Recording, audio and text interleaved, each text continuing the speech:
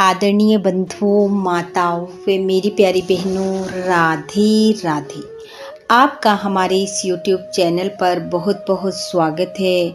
बंधुओं, आज हम इस वीडियो में मार्गशीर्ष उत्पन्ना एकादशी की कथा सुनेंगे, जिसे सुनने सुनाने से मनुष्य के सब पाप दूर हो जाते हैं।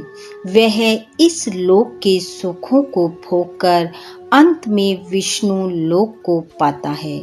कथा सुनने के बाद यदि आप हमारे चैनल पर नए हैं तो कृपया हमारे चैनल को सब्सक्राइब करें, बेल आइकन को प्रेस करें ताकि हमारी वीडियो की नोटिफिकेशन सबसे पहले आप तक पहुंचे।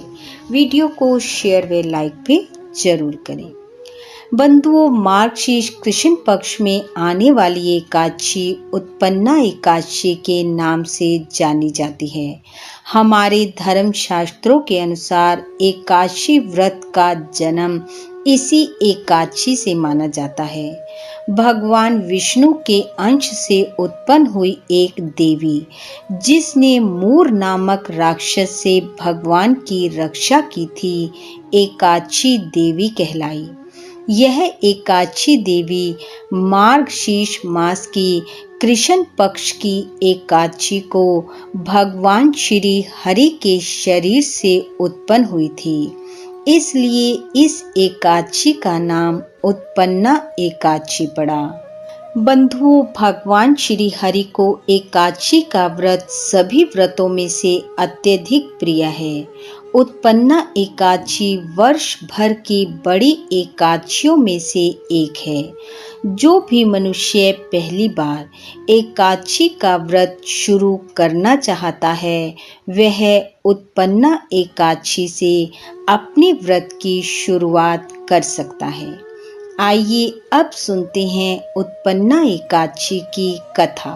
भगवान श्री कृष्ण धर्मराज युधिष्ठिर को उत्पन्ना एकादशी की कथा सुनाते हुए बोले, हे राजन, सतयुग में चंद्रावती नगरी में नाड़ीजंग नाम का एक दैत्य था।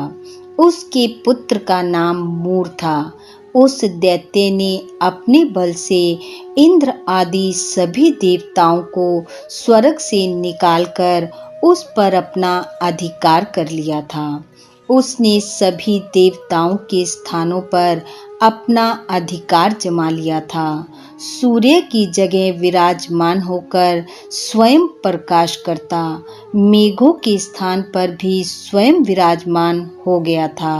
वह किसी से भी पराजित नहीं हुआ तो सभी देवी देवता एकत्रित होकर भगवान शिव की शरण में गए और उन्हें अपनी व्यथा सुनाई।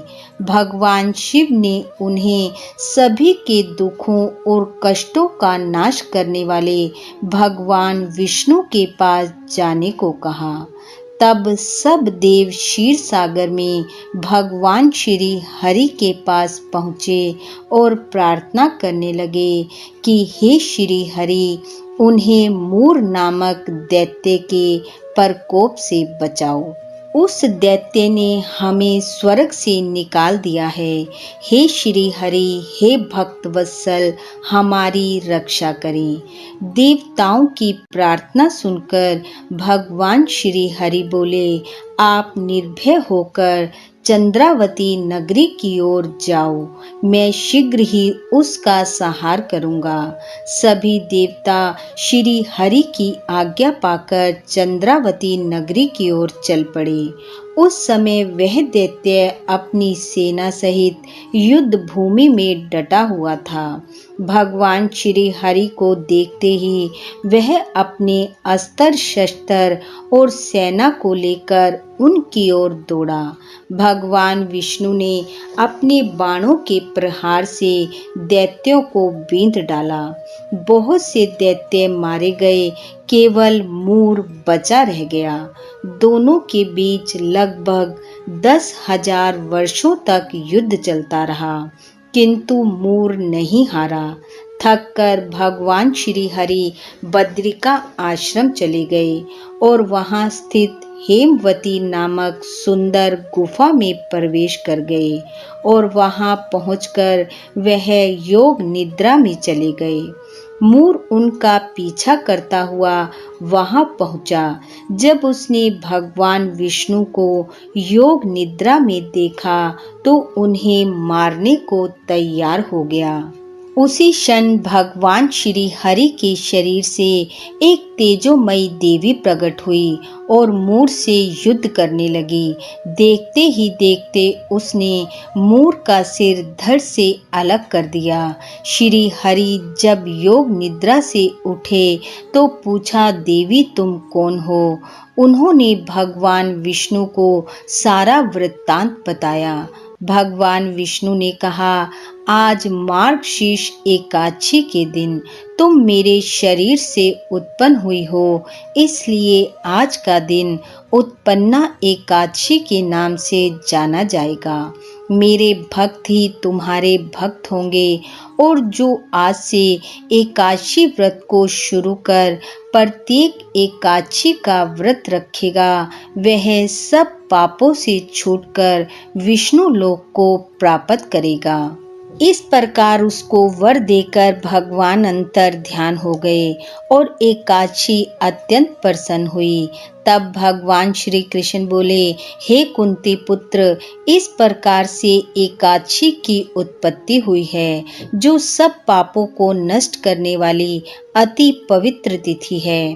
हे अर्जुन, शुक्ल पक्ष का भेद न करके दोनों पक्षों की एकादशी का व्रत करना चाहिए। द्वादशी युक्त एकादशी सबसे श्रेष्ठ है। एकादशी के व्रत से अश्वमेघ यज्ञ का फल प्राप्त होता है, इसमें कोई संदेह नहीं है। जो मनुष्य श्रद्धा युक्त भाव से एकादशी महत्तम और कथा को पढ़ता सुनता वे दूसरों को सुनाता है, उसके ब्रह्म हत्या से लेकर सब पाप दूर हो जाते हैं। इसमें किंचित मात्र भी संदेह नहीं है। बोलो विष्णु भगवान की जय। बंधुओं, भगवान श्री हरि की कृपा आप व आपके परिवार पर सदैव बनी रहे। आपका घर आंगन खुशियों से महकता रहे। इन्हीं शुभकामनाओं के साथ आप सबका बहुत बहुत धन्यवाद। राधे राधे।